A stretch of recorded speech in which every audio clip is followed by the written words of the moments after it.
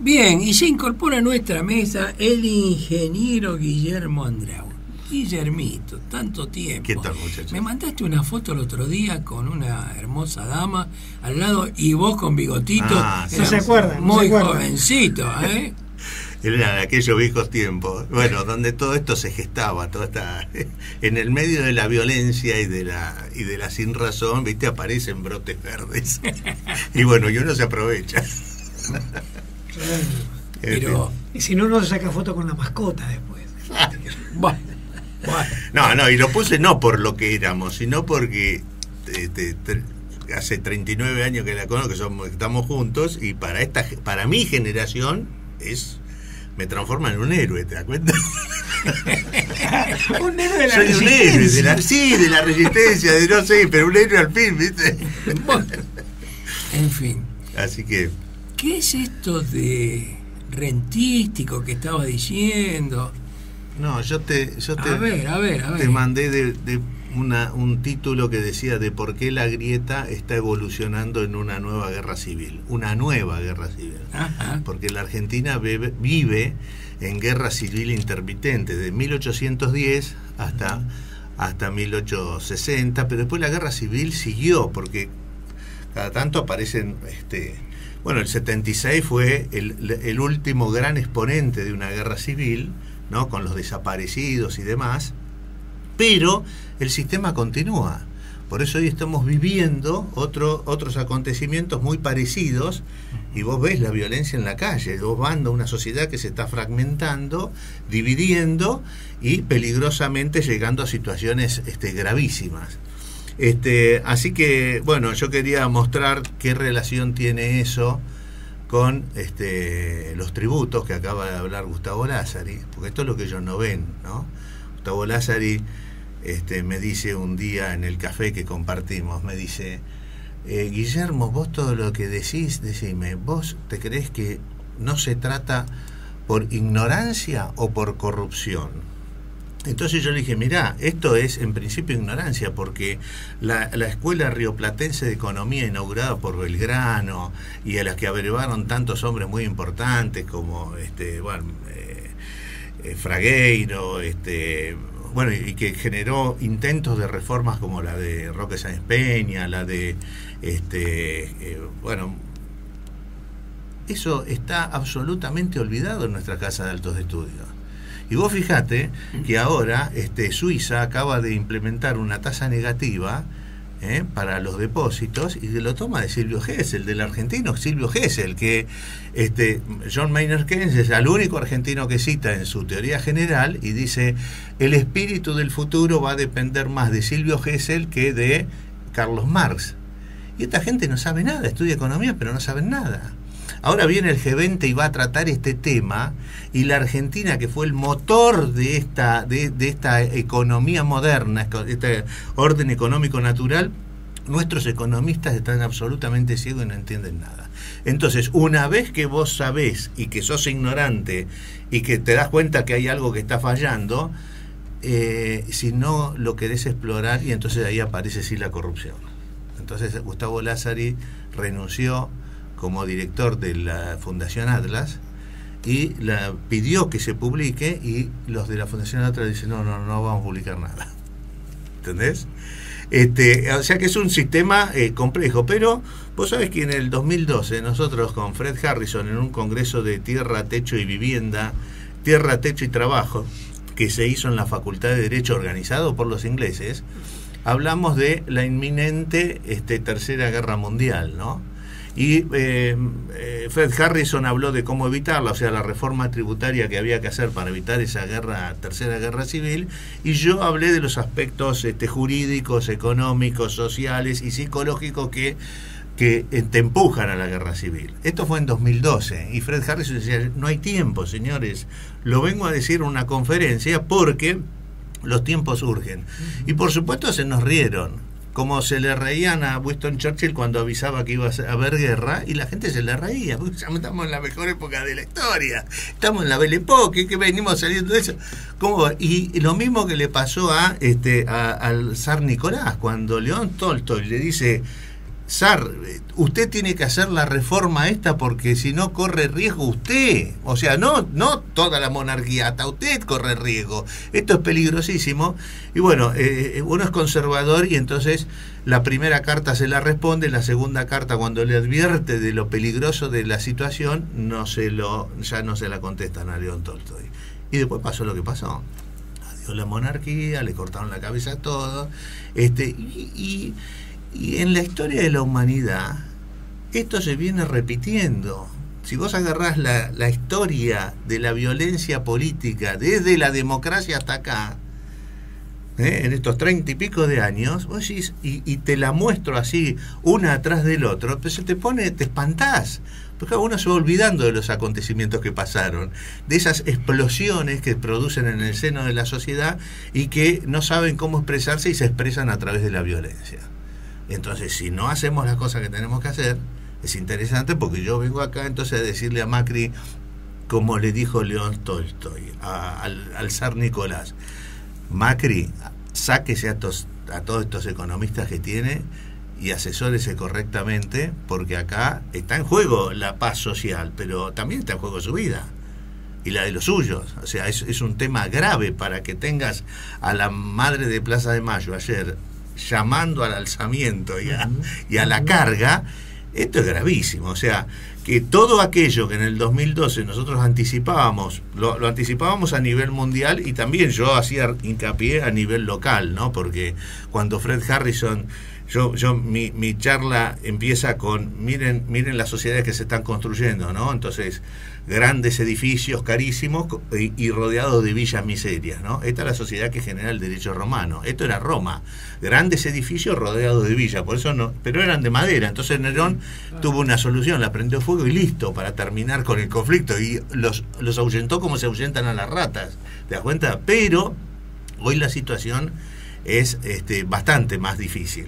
Entonces, señores de la academia, presten atención, porque ustedes están condenando a la sociedad. O sea, este no es un problema de políticos, este es un problema de académicos. ¿Como quién? Como Gustavo Lázari, que pertenece a una academia que omite el tratamiento de estos temas y que hace subir la temperatura social de una manera y un día estalla. Y cuando estalla, ¿qué pasa cuando estalla la violencia? Aparece el carnicero que tiene que aparecer y hacer lo que tiene que hacer. O sea, los camps y los chocolates están ahí.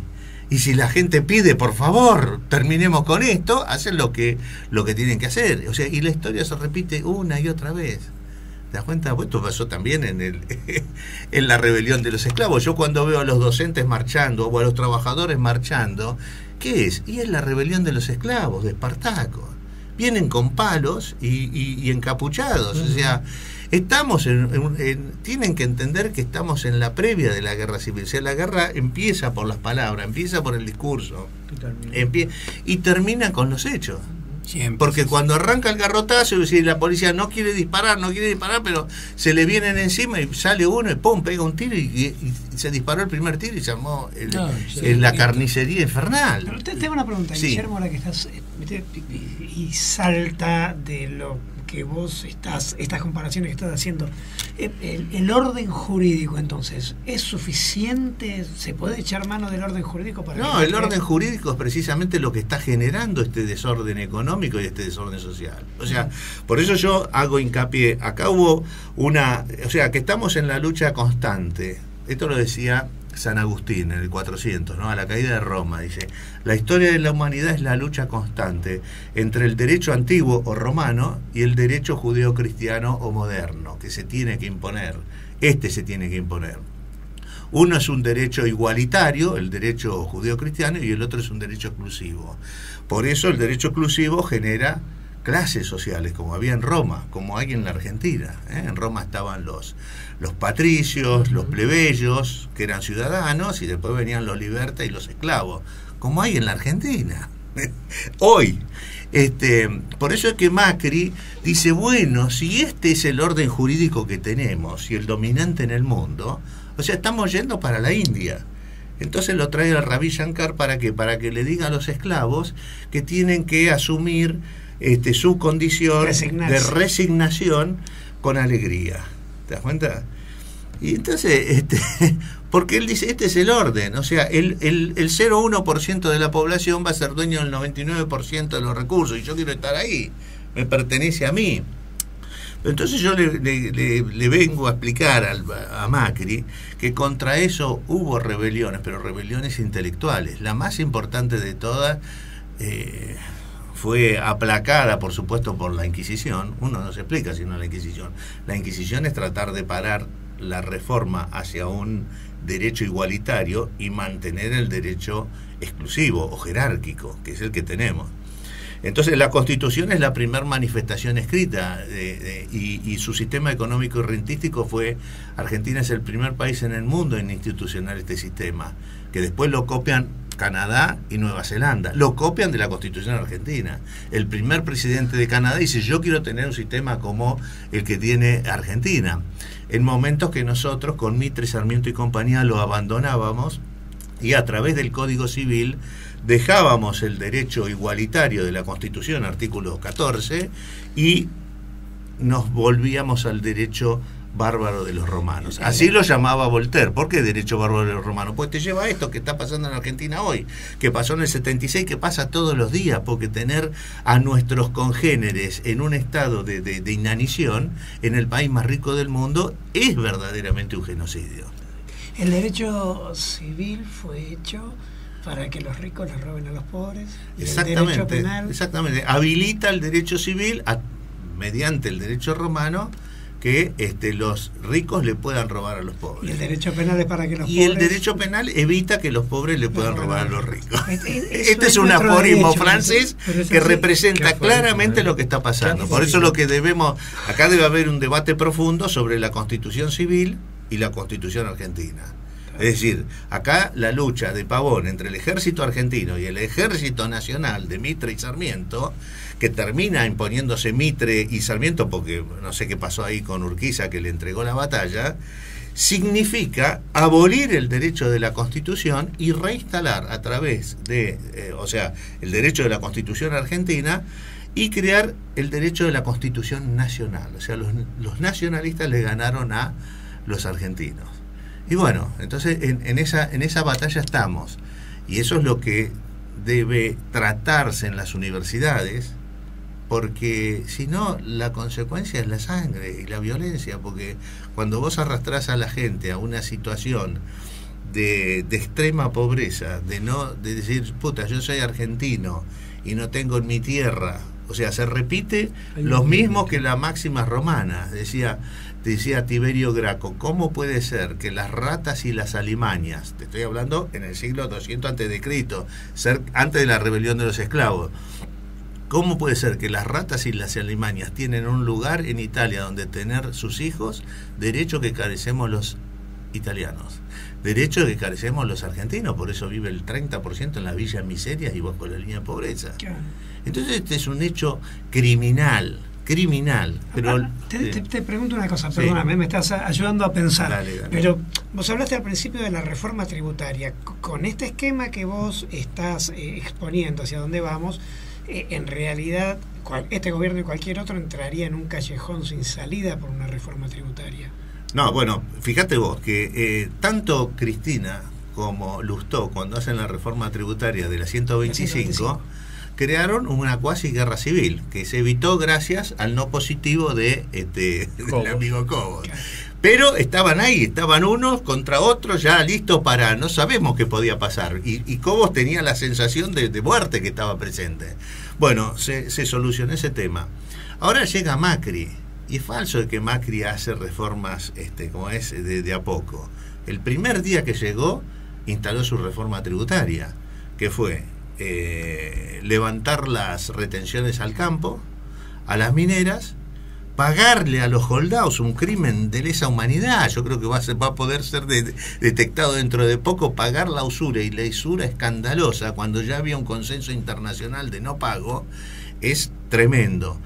Y después endeudar el país hasta los garrones, que es lo mismo que hicieron los militares. Y podés poner el video, porque hay que entender de qué se trata el capitalismo. Cuando vos entendés de qué se trata el capitalismo, vas a poder observar claramente que el capitalismo no es producción. Lo dice, esto es un video de la película Wall Street, donde Gordon Gekko le explica a Martin Sheen, o Charlie Sheen, no sé cuál es el... Charlie Sheen. A Charlie Sheen, qué es el capitalismo para que lo entienda. El 1% más rico de la población del país posee la mitad de la riqueza nacional, 10 billones de dólares. La tercera parte procede del trabajo y 2/3 proceden de herencias, intereses sobre intereses acumulados para viudas e hijos idiotas. Lo que yo hago, que es pura especulación, es muy distinto. El 90% de los americanos no tiene nada o tiene muy poco. Yo no creo riqueza.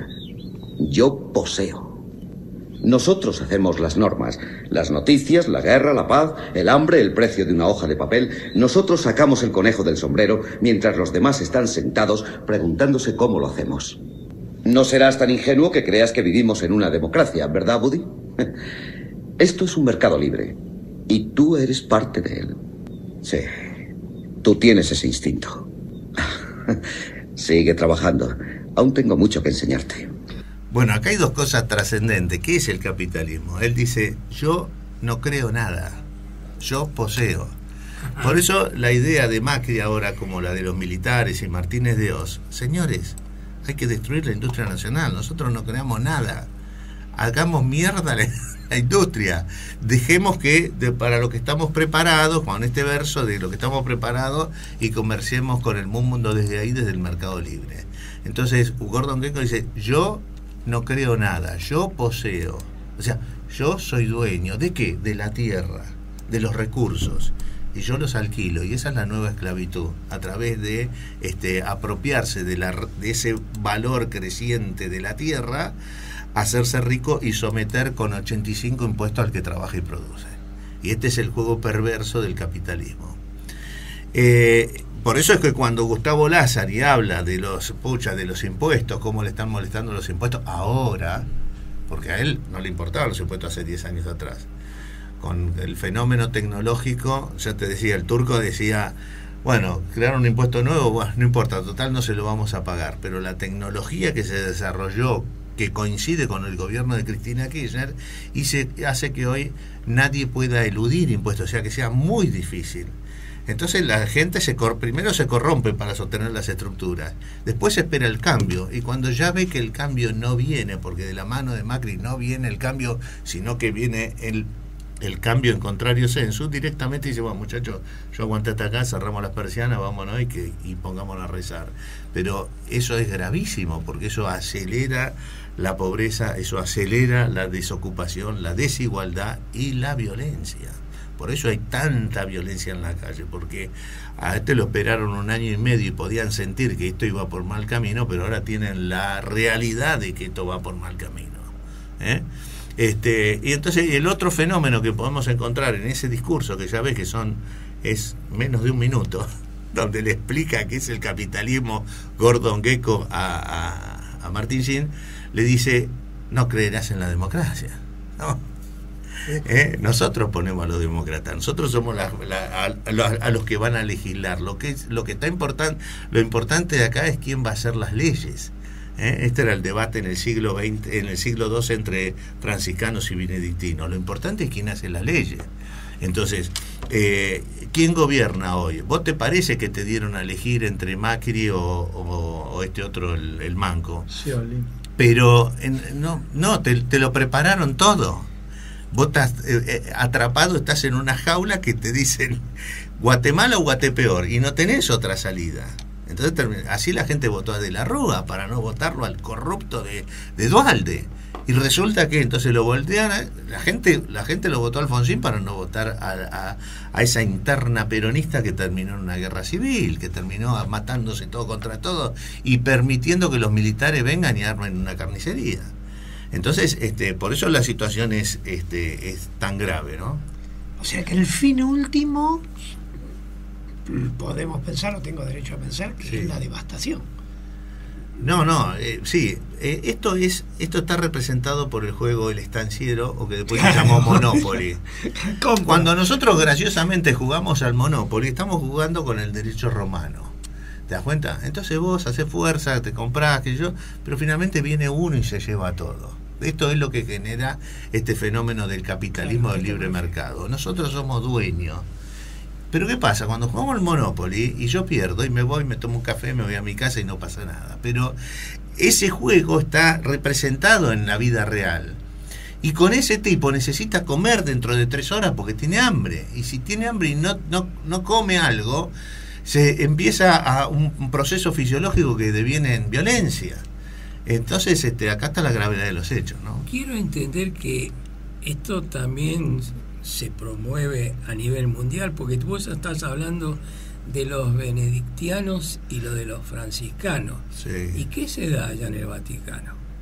Bueno, precisamente, repito a San Agustín, es la lucha constante, la historia de la humanidad es la lucha constante entre el derecho romano y el derecho judío-cristiano. El derecho igualitario versus el derecho exclusivo.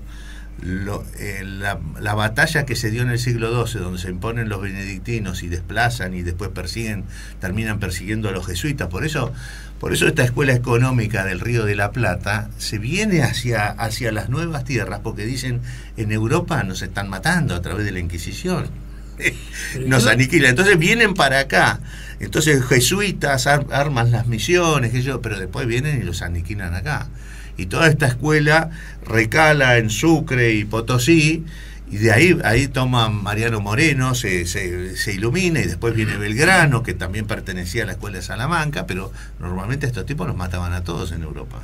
Ahora, yo quiero pensar ahora, allá en el Vaticano otra vez. Sí. Hubo un papa que renunció que se llamaba Benedicto XVI. Exacto, envuelto en la corrupción que genera el derecho romano. Pedofilia, corrupción de todo tipo. Bueno, vos tenés la última película de Woody Allen sobre Roma con amor, donde demostró crudamente el nivel de corrupción que había en el Vaticano. Bueno, entonces pasó lo que los benedictinos temían, que la periferia salte al centro. Entonces un personaje de la periferia jesuita saltó al centro. Y entonces ahora hay un serio problema. La interna continúa, la lucha constante entre estos dos factores.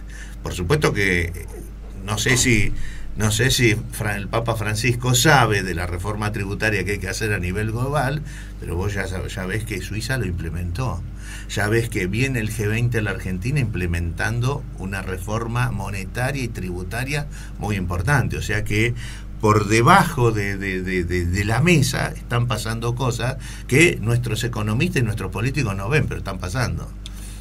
Como no ven la falta de lo que ha pasado con la corrupción, porque vos decís, ¿cómo? A la FIFA le cayeron en Suiza y los metieron a todos presos, a la máxima corporación mundial, y ahora Odebrecht y todo esto se dan vuelta como panqueque. Y bueno, hay una fuerza volcánica que está haciendo que el fenómeno de la justicia, que era el otro pilar del cristianismo ortodoxo, se empiece a manifestar, ¿no? ¿Qué decías, Jorge? Justamente con esto que están hablando del Vaticano, el otro día leí un artículo que me mandaron, que no tengo elementos como para juzgarlos si son ciertos o no, que sigue subyaciendo todo el tema del Banco Ambrosiano, claro, de la Red U, Eliseo Gelli, que han causado desde la muerte de Juan Pablo I hasta la renuncia de Ratzinger, ¿no? Sí. Es así, bueno, ¿no? Por eso yo te decía que antes de lavado de dinero. Lavado de dinero, exactamente. El lavallato. De todas formas, y te consulto, Guillermo, ya que dispara esto del profe, nosotros intuimos desde hace mucho tiempo que sin corrupción el Vaticano no existe. No tiene posibilidad de seguir existiendo. Bueno, entendés que es una lucha.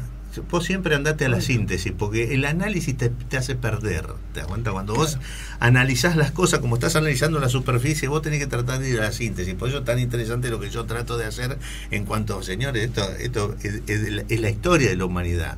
Cuando vos tomás esa expresión de San Agustín, dice, la lucha constante, la historia de la humanidad, la lucha constante entre un derecho y el otro, vos lo que ves es la lucha que se está dando en el Vaticano por tratar de desplazar al derecho romano, que tienen una fuerza inconmensurable, porque son los dueños de todo, te lo dice Gordon Gekko en El Capital, somos dueños del 1% de la población y dueños del 99%, por eso hacemos lo que queremos, ponemos al candidato que queremos.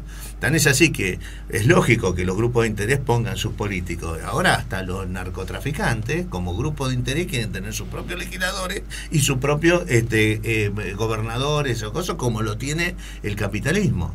Entonces todo esto es muy complejo, ¿no? Es pólvora. Y sí, pero Francisco en realidad su misión, no, porque no se puede, por esto que estamos diciendo, no es terminar con la corrupción, sino ordenarla. Bueno, no sé, yo supongo que Francisco lo que quiere es, o fíjate que los pilares del cristianismo originario hasta Santo Tomás de Aquino era la búsqueda del conocimiento y la justicia. Esos eran los dos pilares. Esos dos pilares, con Santo Tomás de Aquino y la Inquisición, se desplazaron hacia o sea, la búsqueda del conocimiento pasó a ser la defensa de la verdad. O sea, la búsqueda de la verdad pasó a ser la defensa de la verdad. La verdad la tengo yo. Y el que viene contra mí le mando a los dominicanos, que son los canes del Señor, para que los hagan huir primero y después, si no, los maten. Entonces, y entonces los dos pilares pasaron a ser la fe y el creacionismo. La fe en que lo que dice ellos tienen la verdad, cosa que es falsa, porque la búsqueda de la verdad y defender la verdad, suena distinto, es exactamente lo contrario. El que busca la verdad está permanentemente en una situación abierta respecto a la verdad. Huye del que habla con toda seguridad y certeza. El famoso tema de la infalibilidad del Papa, que es un tema latente. Claro. Yo estoy leyendo el libro de Historia de las Religiones, que es apasionante. Vos ves cómo habla el Papa, siempre habla en una su verdad. O sea, si verdad. Vos ahora La Nación publicó El Nombre de la Rosa, ¿no? Pues se cumplieron no sé cuántos años. Si vos lees El Nombre de la Rosa, ahí que está la lucha entre el debate sobre la pobreza en benedictinos y franciscanos, vas a ver cada uno de los pasos que dio el Papa. Pero están ahí. Aparte Humberto Eco lo trabaja en ficción, pero obviamente... Claro, no, y Humberto Eco lo que hace, lo que hizo Humberto Eco es darle un barniz de novela policial para que tape lo realmente importante, que es el debate sobre la pobreza. O sea que para hacer una lectura de esta tenés que hacer una lectura un poquito más profunda del Nombre de la Rosa, porque si no lo que te comes es una novela policial. Y lo que te comes en el libro, pero inmediatamente subyace todo este problema que es el que se está dirimiendo hoy. Por eso es sumamente interesante. No, sin duda. ¿Y dónde terminará eso? ¿Dónde la batalla final se va a dar? A continuación cierra San Agustín diciendo la lucha se llegará hasta el final de los tiempos con el triunfo definitivo de la Jerusalén celeste. Es decir, que venga a nosotros tu reino, es decir, el orden jurídico del cristianismo, que es el reino de los cielos, pues nadie piensa que se va a morir y lo va a ir a ver al Padre Dios y le dice, no, mira, acá las nubes son todas de Abel y Caín Inc. y tenés que alquilársela a tal. No, uno supone que allá arriba va a poder descansar y va a tener su lugar, ¿no? Bueno, por un orden jurídico totalmente distinto, que es el que intenta imponer la Revolución de Mayo. Bueno, depende. Ahí en El laberinto de Dios, Sebrelli dice que justo el profe es lo que está leyendo, libro con el que no estoy de acuerdo, pero admirable la forma en que lo escribió. Realmente es un ensayo maravilloso. Yo no estoy absolutamente de acuerdo. Pero niega toda posibilidad de que exista algo después. Sebrelli es un pesimista. Es un agnóstico. Claro. Pero ¿que exista algo de qué? Que después de la muerte, que exista algo con las almas. No, pero por supuesto, por eso es que, pero esa es la figura que se busca, porque la gente necesita, para transitar por este valle de lágrimas, una esperanza, ¿viste? Y entonces, si vos le quitas esa esperanza, o sea, la religión, el cristianismo, no era una religión, era un poderoso movimiento de reforma social. Que se transforma en religión para que perdure, porque la reforma ya ve que la aniquilaron.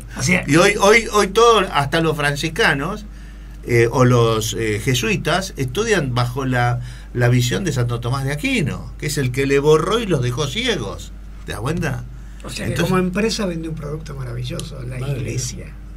Bueno, la lucha, el capitalismo, ¿no? La lucha está siempre, dice Popper, que Occidente debió su progreso a esa lucha constante entre el poder de la Iglesia y el poder de los príncipes, ¿viste? De los reyes. Ese choque entre esas dos fuerzas generó un espacio de discusión que hizo la posibilidad de evolucionar el pensamiento. Bueno, posible, sí. No, es maravilloso, es intrincado, pero es maravilloso. Sí, Es maravilloso. Perdón, Sí. Guillermo, Sí. y se habla que en este año parlamentario se piensa tratar un gran paquete, y a vos también te pregunto, tributario, ¿no? Mirá. ¿Es un camelo? No. Se va a a tratar. Hay, vos lo ves, hay ahora millones de Gustavo Lázari como Milei que ahora se dieron cuenta, porque ellos para qué lo forman en la facultad. ¿Y por qué toman preeminencia los economistas? Porque el político dice, che, necesito fondos. Y entonces aparece uno y dice, bueno, yo le pongo el impuesto a tal cosa. En La Plata, ahora necesitan plata, entonces salió un genio de las economías diciendo, bueno, vamos a poner impuesto a las colas de los bancos. ¿Te das cuenta? O sea, impuesto a cualquier estupidez. Y eso, vos necesitas plata y yo la única forma de recobrar, de juntar recursos es a través de impuestos. Esto es lo que me enseñaron en la universidad. Me enseñan a generar impuestos y ser auxiliar del orden despótico para recogerlos y aniquilar al que trabaja y produce. Pero es jugar con fuego, ¿no? Porque hay un límite. Bueno, por eso es que estos tipos, como Siempre. como José Lázari, Luis, por ejemplo, como José Luis Esper, es un Sí, animal total. El libro que acaba de sacar es lo que está diciendo vos. Es que él dice, pues tenés el micrófono, ¿por qué no decís cuál es la reforma que hay que hacer? Claro. Porque si vos me decís, ayer estuve con el grupo de desigualdad, cartas de desigualdad y pobreza en América Latina, ¿no? Entonces cada vez que iba se armaban unos de pelote bárbaros. Pero ellos creían que la desigualdad estaba bajando y la pobreza también. Primero porque fue cierto con la primera parte del gobierno de los Kirchner que bajó la pobreza y la desigualdad, y después porque le cerraron el INDEC y los engañaron, ¿no? Entonces ahora se dan cuenta que están muy mal y que lo difícil que es la economía. Entonces yo les digo, no, perdóname, la economía es muy fácil. Muy difícil es lo que estudiás vos por economía. Con impuestos nunca vas a salir adelante. Tenés que volver a las rentas. ¿Cómo se llama el ente recaudador en la ciudad de Buenos Aires, en Cava? ¿Qué nombre tiene? Dirección General de Rentas. Rentas. Rentas. Ahora, acto seguido, preguntale a Gustavo Lázari qué son las rentas. Y empieza a naufragar, porque claro, el neoliberalismo generó el neolenguaje. Entonces la renta del trabajo, no, es el salario la renta del trabajo. O sea, cuando las palabras pierden significado, es para que el hombre pierda su libertad. La renta financiera, no, la renta financiera se llama interés. No cambien las palabras, la renta es el subproducto de la tierra. Y esos deben formar los fondos públicos.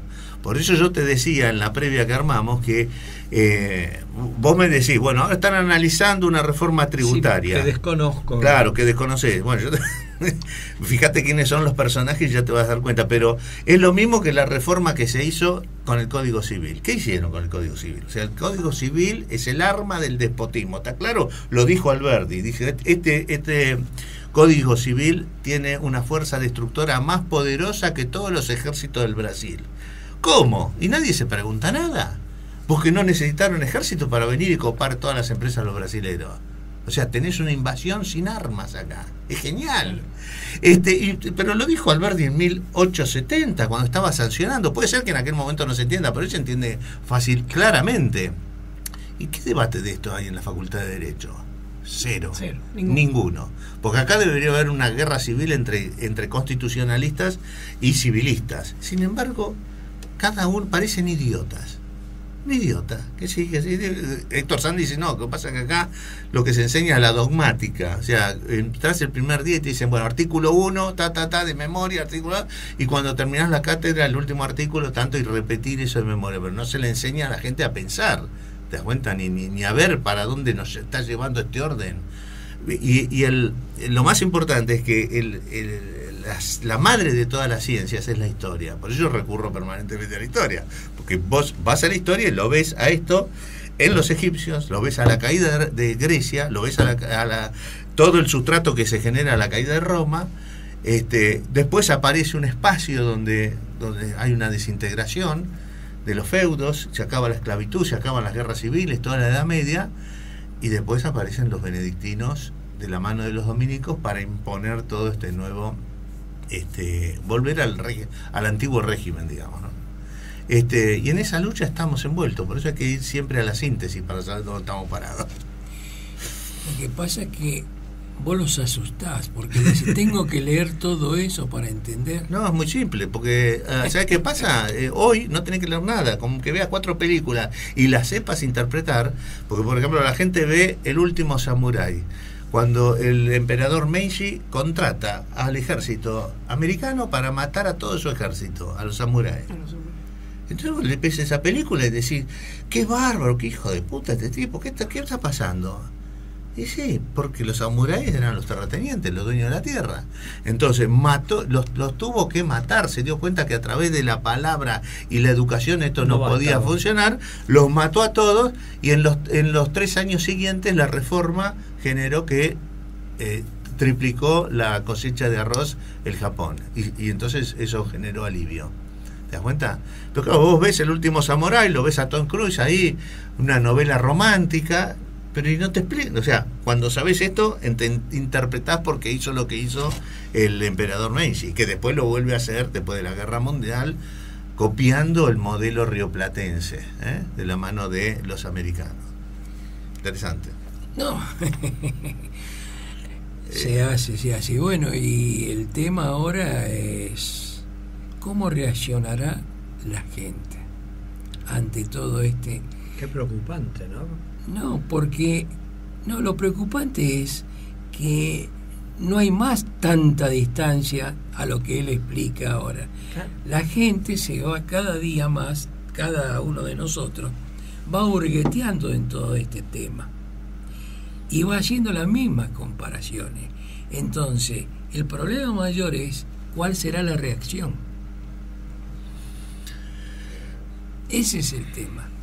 El panorama que él plantea es muy preocupante. El no te metas. Yo te voy a poner un audio de mi tía. ¿Podés poner el audio de mi tía? Mi tía es esta, hablando justamente... Dale. Solamente queremos saber dónde están, vivos o muertos. Angustia porque no sabemos si están enfermos, si tienen frío, si tienen hambre, no sabemos nada. Y desesperación, Señor, porque ya no sabemos a quién recurrir.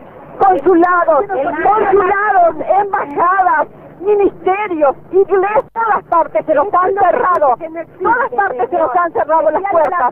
Por eso les rogamos a ustedes, son nuestra última esperanza. Por favor, ayúdennos, por favor, son nuestra última esperanza.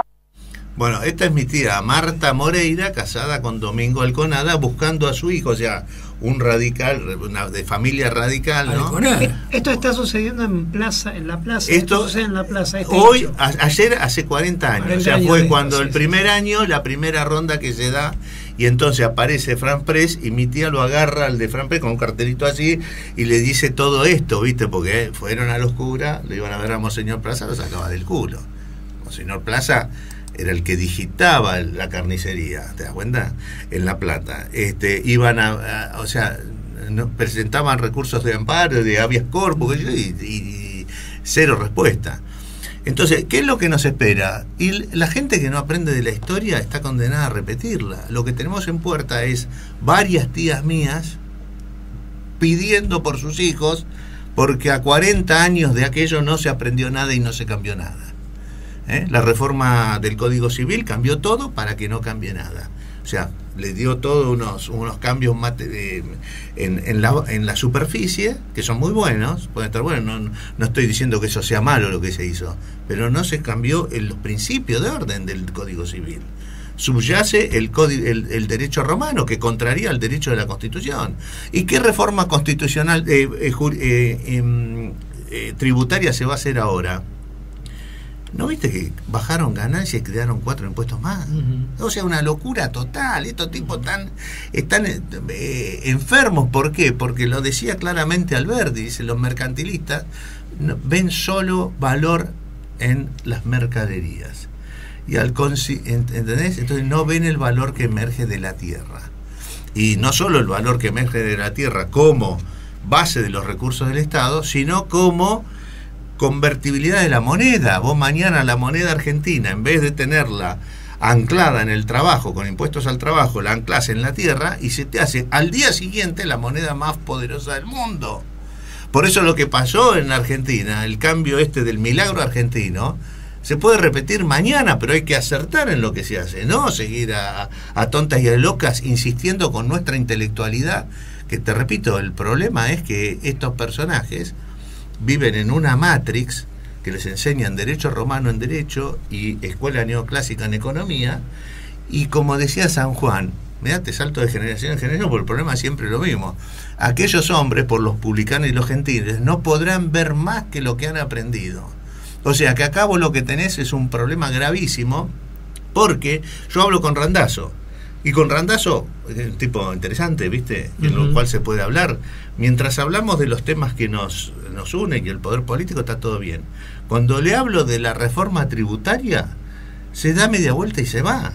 No quiere saber nada. O sea, no es que no le interesa la política desde la construcción del poder, no le interesa la política de cómo solucionar el problema. Lo mismo que pasó con este otro pobre que se casó con la actriz, el salteño sí. Otro ignorante fenomenal, Iturbey. Entonces yo le dije, otro peligroso ignorante, Iturbey. Le pregunto esto, y el tipo me dice, bueno, eso será un problema de los economistas, qué sé yo. ¿A mí qué me dice? Como cuando le hablé en el Bicentenario de la Revolución de Mayo con este hombre Pacho O'Donnell, que Pacho O'Donnell, cuando Susana Jiménez dice, ¿qué fue la Revolución de Mayo? ¿Por qué? Y está con las mismas intrigas que tiene Susana Jiménez. Entonces cuando vos decís, la Revolución de Mayo fue esto, abolir el derecho, o sea, la regla de juego del derecho bárbaro de los romanos, que nos lleva a un sistema de castas como la India, y reponer el derecho igualitario y justo, y el tipo se queda con la mente en blanco. ¿Y qué me dice? Ah, qué interesante. Bueno, pero será un problema de abogado, me dice. Pero ¿cómo? ¿No te interesa saber por qué fue la Revolución de Mayo? ¿Por qué se mataban? Porque no era la diferencia entre radicales y peronistas. Es más, no es la diferencia entre comunistas y... Es una diferencia mucho más grande, ¿entendés? Y entonces, y además, nuestra oligarquía ya se ha enriquecido tanto, porque el resultado de este orden es una oligarquía absolutamente corrupta que se enriquece sin trabajar, mientras los trabajadores con 2 empleos laburando 16 horas por día no pueden sobrevivir. Esta es la consecuencia, la misma que en Roma. Bueno, señores, ya han ganado demasiado. Es que vos ahora, Macri, no querés ser más la India, querés apuntar a Australia y Nueva Zelanda o a Canadá. Hacés lo que hicieron ellos, copia de la Constitución argentina el sistema económico que ellos se pusieron. Tocaste la India. Yo te diría que todo aquel que visitó la India no le gusta, al menos que habló conmigo, no le gusta que la Argentina se parezca a la India en nada. Y bueno, pero ese es el norte que tiene Macri. Dice, si ellos pueden... ¿Por qué? Porque hay una pobreza extrema, fenomenal. Sí, lógico, hay hasta los intocables, los Dalit, que son como los tipos estos que no se pueden bañar nunca, y qué sé yo. Y las 8 castas. Las 8 castas que hay. Sí, totalmente. Sí, correcto. Eso es tremendo. A eso apuntas. Ahora, ¿qué tiene de bueno la India que quiere copiar Macri? Y bueno, si estos tienen 1.000 millones de tipos y lo tienen más o menos solucionado el tema de la violencia, implementemos esto para que la gente se resigne y con alegría a ser un Dalit, un hombre de cuarta o de quinta. Y yo digo que en el argentino existe un gen que en cualquier momento se manifiesta, viste que los genes a veces están ocultos y en cualquier momento se manifiestan, y eso puede generar un reguero de pólvora, y que entonces las bases generen a la intelectualidad un cambio en el sentido que dice la historia. Por eso es que ahora, la semana que viene, presentamos este libro que se llama Keynes y Hessel, Nuevo Paradigma, que es lo que viene a traer el grupo de los G20 y que resume la escuela económica rioplatense iniciada por Belgrano, y que va a volver a estar en boga, porque no porque los argentinos lo impongamos, sino porque vienen de afuera imponiendo eso. Por eso Suiza bajó la tasa a ser negativa, o sea, el ahorro está penado. Sí. Keynes está penado en este momento. Bueno, no, claro, lo que pasa que Keynes, claro, lo que pasa es que cuando vos estás en un barco, en el barco de la desolación, que es este sistema perverso, entonces vos lo único que haces es, bueno, vamos, viste, el barco se te escora así, entonces generás leyes que digan, bueno, todos a babor, entonces corren todos a babor. Entonces el barco que estaba así empieza a establecerse. Y después, ley, todos a estribor. Hablando de barco... Y estamos llegando a puerto. No, pero ¿sabés que lo interesante es que antes se derogaban las leyes que se oponían? Se generaba una ley y se derogaban todas las que se oponían. Ahora no. Dejan en convivencia leyes de sentido contrario. Esto es un caos fenomenal.